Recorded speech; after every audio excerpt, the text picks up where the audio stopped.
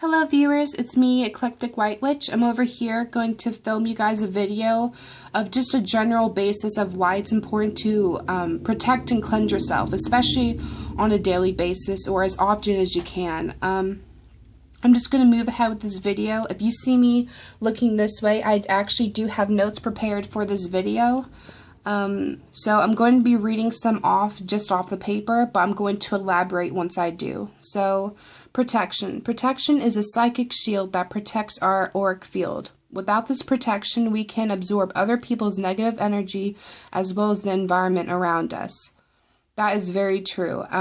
Especially once you realize you are an empath, especially. I find that extremely difficult. Once you become more in tune with your body, it becomes easier to tell once you need to cleanse yourself. Your body will feel tense, tired, and overall, you will feel as if your body is feeling a little off-center than usual.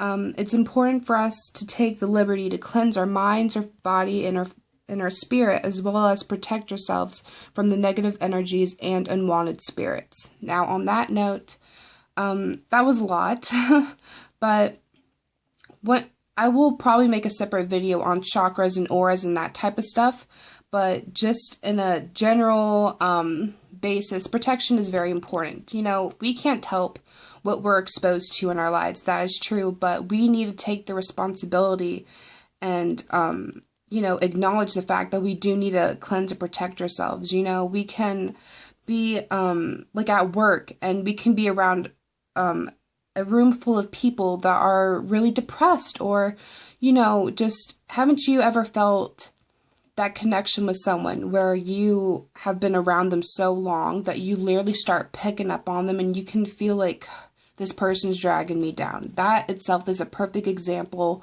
of picking up on people's negative energies. Not just that, but when you're a practicing pagan, witch, whatever, you know, when we practice, we are sort of like this light in the darkness to them, and these unwanted spirits and energies can cling on us, and if you let that energy build up on you, eventually, that's when you are going to feel the tense and you're tired and you feel off. That is exactly why I personally ground myself. I use incense to cleanse myself. Like, I use sage and sandalwood. That works really good with me, and that's what's local in my area.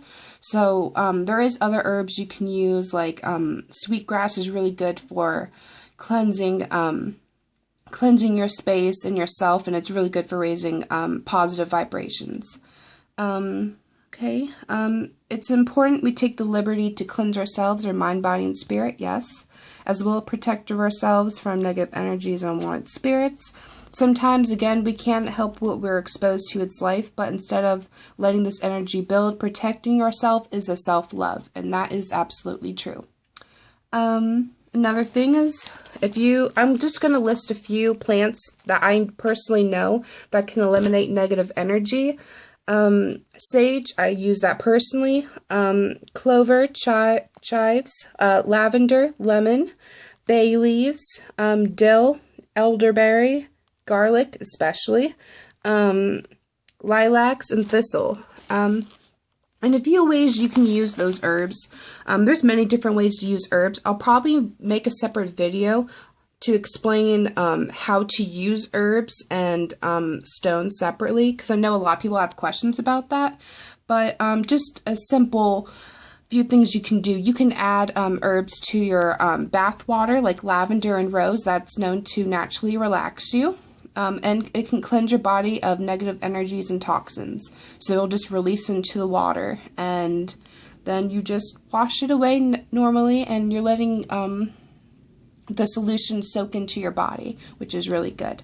You can also add herbs to your mop water while you're washing, you know, or cleaning your household. Not only is, you know, you washing, it's going to cleanse the space of literal, you know, physical dirt and stuff, but the herbs itself carries properties that's going to help cleanse. So when you add that to your cleaning water, of course, it's going to cleanse your space.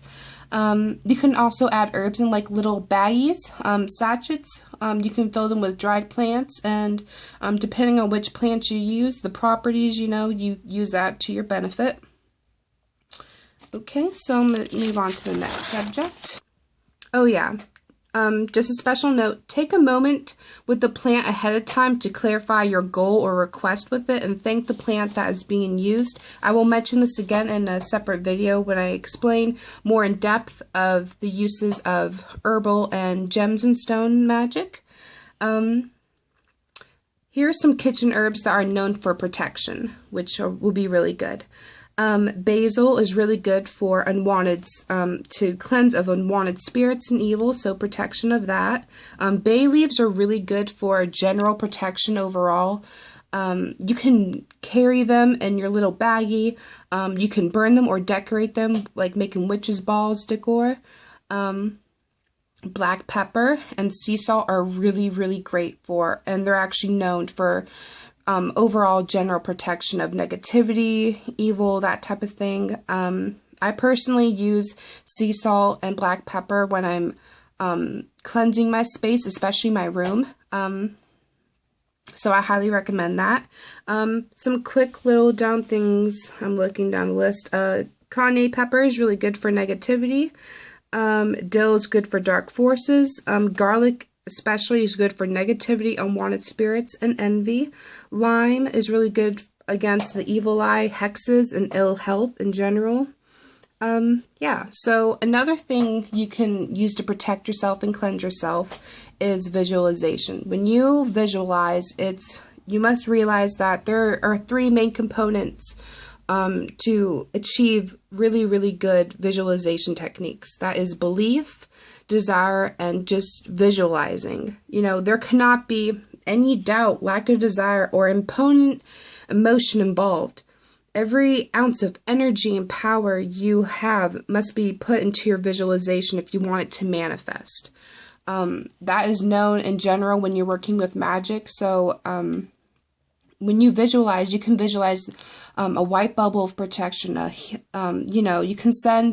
You can ask for the gods or your spirit guide or whoever to send energy out to you, just raise energy. And what you can do is you just visualize the white bubble around you, and no evil can enter here. I just keep cheering myself that. You can also picture, let's say you're, walking down the street and you're in an urban city. You can imagine a mirror around you, sort of like you have like this mirror, and instead of whenever you feel this negative energy coming to you, it can bounce off. So whatever visualization technique you use, it's definitely is key. Another thing is you want to realize not to give negative energy more power. It's really, really important in general when something feels wrong or really, really bad to recognize it exactly for that. Because the second you do, that's when you can act on it. And then that's when that's when you can go and like, hey, I need to protect myself. This is bad. Because if you're just letting that bad feeling or that bad energy, just letting it consume you, then you're letting it have more power over you. The same thing goes with evil spirits and everything else. Now, these are just some ways in general cleansing and purifying techniques for either cleansing your ritual items or your stones or things in your room or in general yourself. So smudging, burning incense, basically. Like I said, sage and sandalwood is what I personally use on my altar and in my house when I go and cleanse. So smudging is a really good known technique. It's fairly fast. Bathing in light. If you wanted to cleanse your ritual knife, your athame or bowline, you can run the the blade to the candle flame or an open fire, and that will cleanse it as well, because fire is a form of energy and fire is a pure energy, and that's cleansing it. Running water as in like rivers, lakes, ocean water. These are natural forces of water. They're pure, they're generally clean energy-wise, and they're known to help. I know when I'm cleansing my stones, sometimes I actually do live close to the beach, so what I do is I gather some salt water from the ocean, and I use that to cleanse my stones, or I use that just to charge in the moonlight later. talking about moonlight, a moon bath. A moon bath means you can like put your stones or whatever you want into the moonlight, or you can just set stuff out in general, and you're letting the moon or the sun absorb all the negative energy, and then at the same time it's cleansing and purifying this. You also know you can use stones or herbs to generally cleanse. I'll have more of that in a separate video. Like I said, sea salt is known to naturally cleanse and purify things. It's organic and natural. And earth cleansing. Earth cleansing is probably the most deepest cleansing you can do. What you're simply doing is just burying whatever, and you're letting the earth take in the negative energy, and at the same time it's purifying it as well. A simple way to also cleanse and protect yourself is praying and calling to a divine power. You know, no matter what you believe in, either it's God or many gods or goddesses or whatever, you know, simply praying or calling on to them will be enough. You know, I sometimes call my spirit guide and my totem spirit guide and my familiar spirit and my great grandmother who passed. I ask them to protect me, and it does help. And definitely keep that into account when you're wanting to protect yourself. Definitely. When you're wanting to cleanse and purify a space, either your room or your altar or whatever, here are some techniques. Again, smudging is good. Asperging, which means you're simply just using charged water, holy water, to cleanse a space. Now, when you're doing these techniques, you want to work clockwise, not counterclockwise. It's important to use the clockwise method simply because that's the way the direction of the sun moves. And if you notice in Satanic rituals, they go counterclockwise. So just keep a mental note of that. You can also sweep. It's also known in witchcraft that using the broom does help cleanse and purify a space. The broom was meant to basically, yes, clean and sweep away the dirt, but at the same time, you're visualizing the negative energy being swept off of the physical plane as well as the astral plane from that space. Salt, gems, and herbs are known. Candlework. Candlework works magnificently when you're cleansing and purifying a space. You see people doing this all the time. Generally, white is like the best, but different colors of candles do mean different things, so take note of that. You can use symbols, totems, statue, or images, like just by simply placing a picture of, you know, like my great grandma on my altar, and then that statue I have of my spirit totem, that's enough to also protect that space as well. As well as rune symbols. I don't work with runes, but you can use that too. Sounds. Using bells and chimes and stuff like that is known to cleanse and purify a space. That's why there were house chimes were originally made. It was to cleanse the and rid of the house of negative energies and unwanted spirits. I'm going to try to make this quick.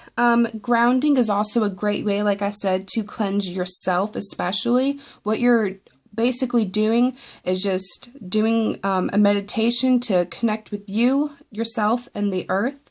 You're letting the earth you're just meditating yourself to connect with the earth, and you're letting all your negative energy come all the way down from your feet into the earth, and you're letting the earth absorb that negative energy as well. You're letting the earth revitalize you and energize you and cleanse you. Another technique for protection and cleansing is using amulets and talismans. The difference is you wear an amulet. The talisman is more of a decor, like where you put it, like in a household per se.